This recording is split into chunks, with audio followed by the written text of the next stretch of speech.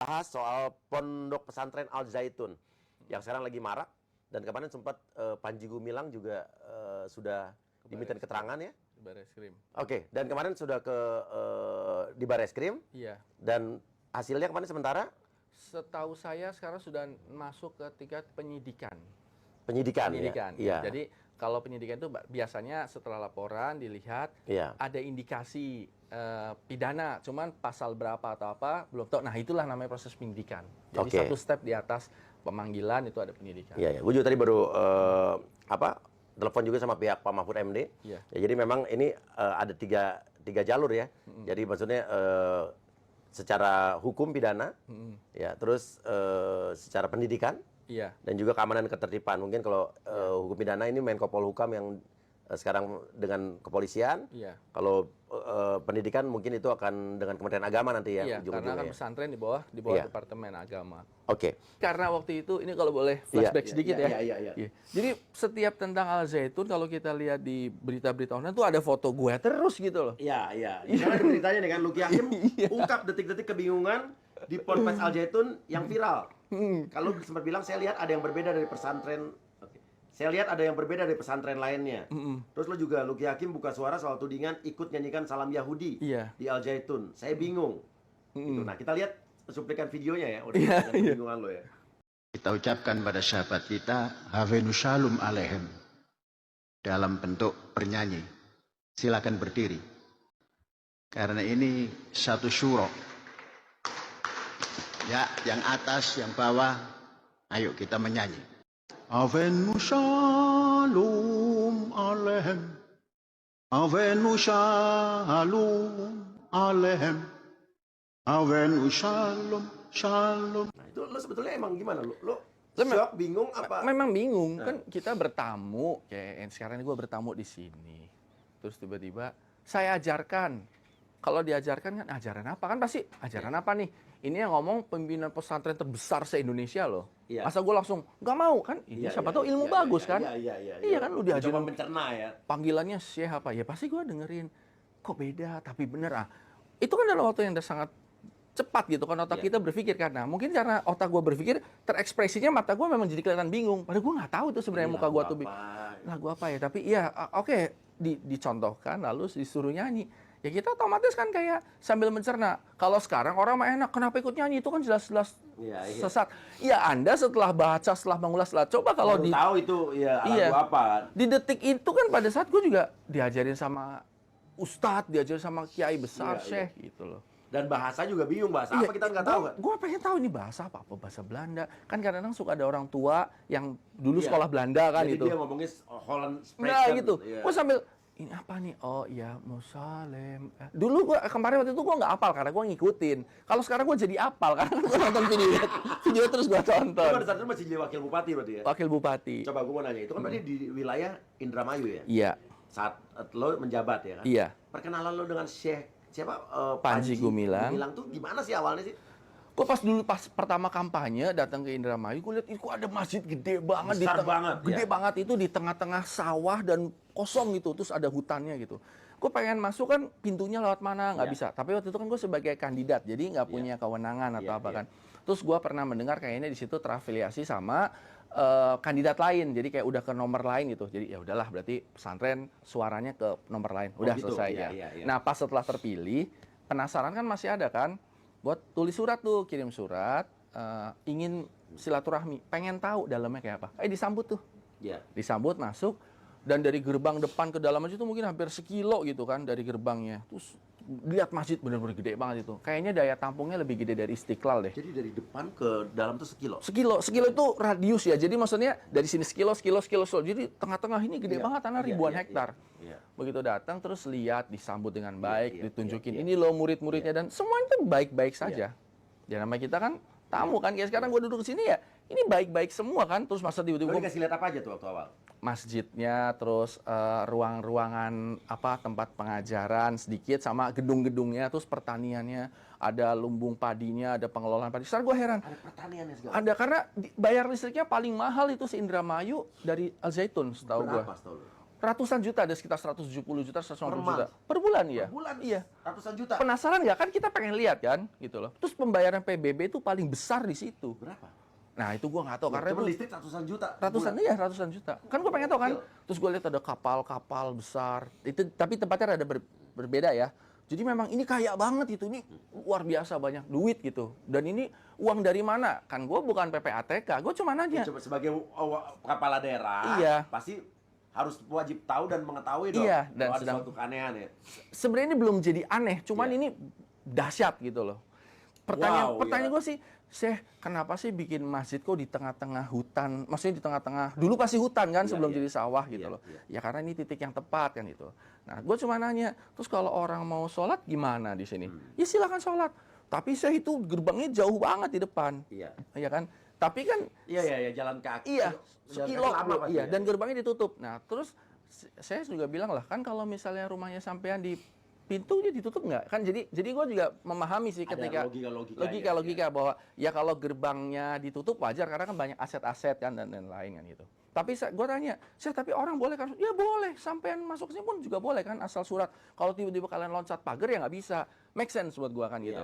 Ya udah, terus pas pulang dikasih tahu besok datang ya ke ulang tahun saya lah gitu loh. Oh, gue pikir ada kan lagu-lagu tadi nih ya. iya, gue pikir kan ulang tahunnya orang tua kan itu, mungkin bersama keluarga. Besoknya gue datang pakai biasa kemeja biasa apa. Ternyata tamunya banyak banget, Iya. ribuan orang Iya. dan official gitu, semuanya Iya. pakai jas rapi. Nah kan gue jadi bingung kan, waduh, gue tanya sama waktu itu sama driver gue, ada jas gak di mobil? Karena kan gue nggak nyangka Lu gitu. kaget ya, segitu Iya rame. gitu loh, jas. Mobil Akhirnya banyak tuh. banyak mobil. Mewah-mewah. Iya, mewah lah, mewah. Ya, mewah dan tidak mewah lah gitu ya. Iya. Terus akhirnya gue dipinjemin jas sama Syekh. Nih pakai Oh, jas, dipinjemin jas, Kehormatan dong. dipinjemin peci gitu kan, peci. Nah, jadi memang peci gue, wah ini pecinya panjang sekali. Ah ini peci apa namanya gue nggak tahu lah gitu. Udah terus nyanyi lagu Indonesia Raya yang selama ini gue pernah dengar stansa 3 tapi nggak hafal kan. Jarang lah orang hafal stansa 3. Iya. Nah, bahkan banyak orang yang nanya sama saya, ngebully gua nih di Instagram gua bahwa sampai lagu Indonesia Raya disalah-salahkan. Sebenarnya bukan disalahkan, memang ada lagu Indonesia Raya Iya, stansa 3 3, gitu, cuman iya. kita nggak familiar. Nah, masuklah ke ranah kan gue dikasih momen untuk ngomong. Ya gua ngomong bahwa ini pondok pesantren yang luar biasa terbesar, murid-muridnya banyak, tertib banget loh. Itu bener rapi. Kadang-kadang ada anak pesantren kan rada-rada layeh-layeh. Iya, Ini malas, nggak ini. ini rapi semuanya. Mereka bahkan pas hari sebelumnya gue lihat pada bersihin rumput. Padahal itu sekolah mahal kan itu. Tapi anak orang kaya ya. Tapi mau bersihin rumput atau apa. Jadi disiplinnya luar biasa. Pertaniannya modern. Dari mereka untuk mereka jadi organik dan jadi kayak ini udah kalau di luar ada apa-apa, di sini udah cukup buat makan sendiri, ini cukup nih buat ribuan orang gitu. Artinya itu bagus kan pengelolaan itu. Makanya gue bilang bahwa ini bagus nih gitu, anak-anak dididik di sini. Ya, sepengetahuan gue seperti itu. Dan kalau bicara kurikulum kan pasti ada yang mengawasi kan Kementerian Agama. Itu kan bukan ranahnya Iya. kepala daerah karena itu. Iya. Nah, kalau bicara agama ya MUI lah yang lebih tahu tentang hal itu kan itu.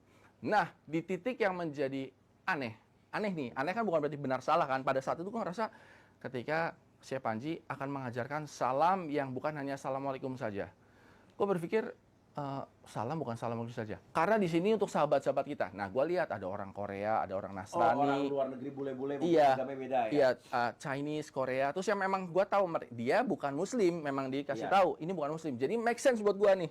Karena setelah assalamualaikum, maka ngasih tahu bahwa ini salam yang untuk sahabat kita yang duduk ada bapak siapa. Gue pikir ya untuk mereka. Iya. Salam apa nih? Biasanya kan kalau pejabat kan salam sejahtera, Om Swastiastu dan lain-lain lah gitu. Namo budaya gitu, salam kebajikan. Ini baru lagi, makanya ketika diajarkan ya gue mendengarkan. Ini yang ngajarin ini di benak gue pada saat itu, ini Syekh pemimpin pesantren terbesar se-Indonesia. Oke. Iya kan? Ya lu mau diajarin ilmu loh. Ya lu mendengarkan kan? Nggak mungkin nggak mau. Iya. Mana-mana kita tahu kan, ya udah kita dengerin. Nah terus bahasanya tuh, Hafemu Shalom Alaihim. Pada saat itu gue nggak hafal. Iya. Nah, kenapa sekarang hafal? Karena gue sering lihat videonya kan jadi hafal. Iya. Gue pikir ini bahasa apa? Oh mungkin bahasa Belanda. Karena dulu kakek gue pernah ngomong pakai bahasa Belanda karena zaman SD-nya dulu sekolah Belanda. Yes. Tapi ya udah gue ngikutin aja. Jadi kalau bicara hafal ya sebenarnya pada saat itu tidak hafal. Kan diajarin. Beliau ngulangin 3 kali, Iya, habis ada yang itu masuk lah. ya 3 kali ngulangin, habis itu dia ya pasti mulut kita Ikut. ikut kan itu. Iya. Ya udah sampai di situ, terus cuman gue berpikir ini berbeda. Ya berbeda saja. Nggak seperti yang, kan gue sering ke pesantren-pesantren lain di Indramayu dan bahkan di Indonesia yang lainnya, berbeda, nggak seperti biasanya. Oh ya mungkin karena ini modern dan mungkin ini ilmu baru atau apa, dengan keterbatasan pengetahuan gue, karena gue bukan kiai gitu loh. Dan ini syekh kan kiai, dan gue pikir ya udah di level itu saja sih sebenarnya. Tapi yang lain-lainnya sih gue rasa pada hari itu ya nggak ada yang aneh. Kan ada lagi tuh video viral yang sholatnya bersama wanita di depan. Iya. Itu sebenarnya momen yang berbeda, itu hari Idul Fitri, dan gue udah mengundurkan diri dari Indramayu, udah nggak di situ. Cuman kalau video di internet kan digabung tuh. Iya. Ada gue tuh nyanyi terus habis itu sholat gitu. Iya. Ya enggak, itu momen tahun yang berbeda. Gitu. Oke. Tapi lu hari itu lihat keanehan itu di situ pas lagu itu. Iya, aneh karena belum pernah ada selama ini gue datang ke pesantren-pesantren lain seperti itu. Biasanya ya assalamualaikum aja kan gitu. Kalau misalnya dia bukan kiai atau misalnya kayak forumnya forum formal, biasanya kan pejabat kan assalamualaikum, salam sejahtera, kan lanjut kan. Budaya, Iya, gitu. karena di situ kan bukan muslim semua Iya, kan. iya. Tapi pada saat ini kan ini gua rasa kan ini pondok pesantren. Tapi masuk akal gua kenapa ada Tamunya orang-orang yang asing. orang asing yang non muslim. Jadi kayak ya masuk akal. Memang aneh. Aneh kan bukan berarti terus gimana kan, dan itu kan split of second. Jadi kayak cuman ya udah tuh cuma detik-detik, tapi ternyata ekspresi gue tuh mungkin ketangkep ya ke kamera atau apa kan itu. Karena memang gue sempat berpikir ini apa nih, gitu-gitu aja sih sebenarnya. Pada saat itu gue tidak menyalahkan dan gue juga tidak, ya bingung sendiri aja. Jadi totalnya 2 hari lu kesana ya berturut-turut. Dua hari datang. Selama 2 hari itu baru di hari kedua lu ngelihat puncak keanehan itu. Iya, di level yang salam alaihim itu. Iya. Nah, setelah itu tidak melihat apa lagi? Nggak pernah ketemu lagi, nggak pernah. Kalau kenal ya kenal kan, chat lah kan itu kadang-kadang. Pulang lu bingung, masih ada kebingungan nggak? Pulang ada, karena gue lihat bahwa ini banyak sekali tamu dan bahkan bukan dari Indonesia kan itu. Artinya ini sebenarnya dari sisi ekonomi gue lihat ini berarti bagus ini karena bisa mendatangkan para turis. Iya, mungkin mereka akan nginep di mana atau mungkin mereka akan spend uang untuk Indramayu kan gitu loh. Terus pendapatan dari ini kan menjadi pembayaran PBB atau jadi ini kayak gue lihatnya dari sisi ini income untuk pemerintah daerah kan gitu loh. Gue lihatnya sisi itu. Terus gue ditunjukin kapal-kapal besar tuh. Kapal tuh mahal-mahal bisa sampai puluhan miliar, satu Indonesia punya banyak kan itu. Ya otak gue berpikir bahwa ini berarti nanti karyawannya kan orang Indramayu. Bagus kan. Jadi gue lihat dari sisi itu saja kan itu loh.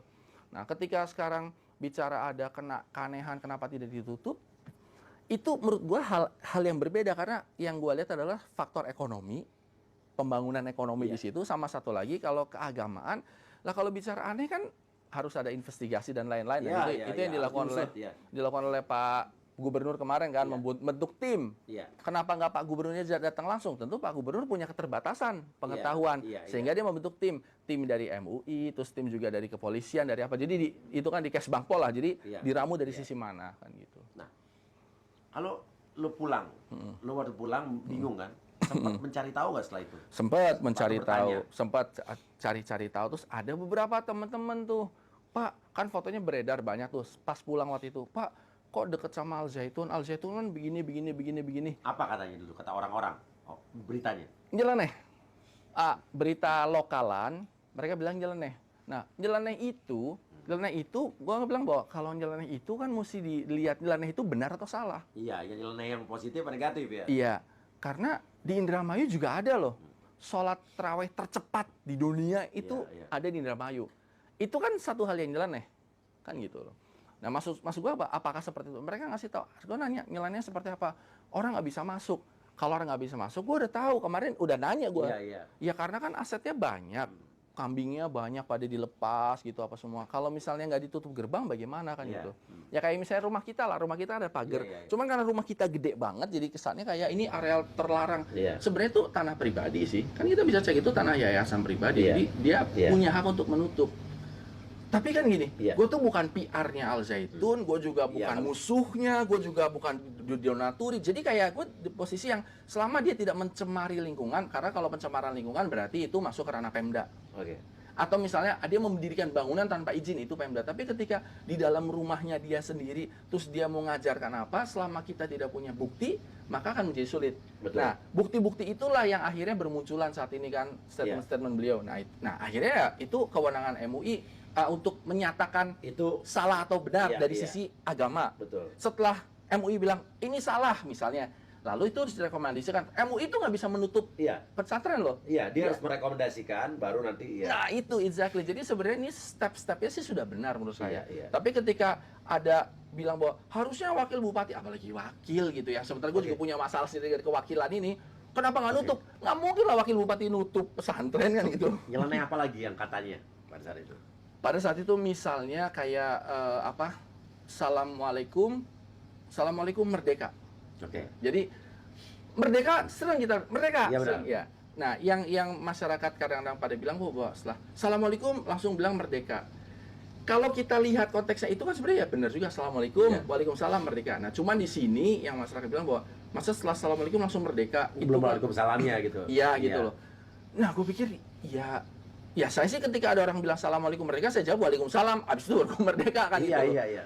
Gue tuh cari enaknya kayak nih misalnya lu datang Iya, nih, gua datang, Assalamualaikum merdeka. Gue pasti bilang Waalaikumsalam merdeka. Iya. Gitu. Iya. Nah, tapi kan lu tidak seperti orang lain. Iya. Dan misalkan Assalamualaikum, Waalaikumsalam, Iya. merdeka.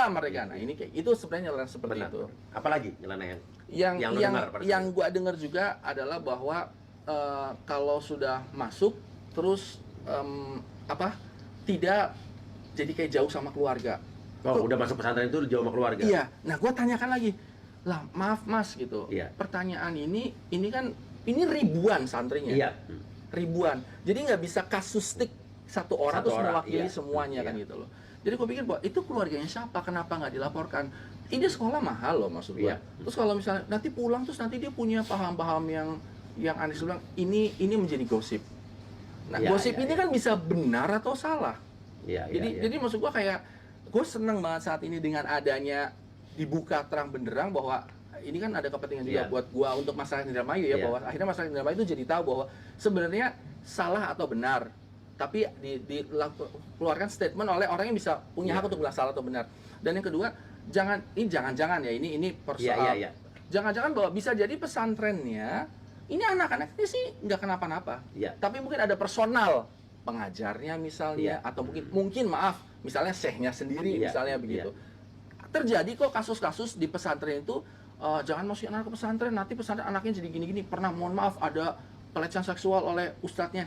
Itu bukan berarti pesantren melakukan hal itu, tapi personalnya. Oknum. Bisa jadi di antara ribuan orang, di antara ribuan anak bisa jadi ada hal seperti Emang pernah itu. kedengaran ada kasus apa?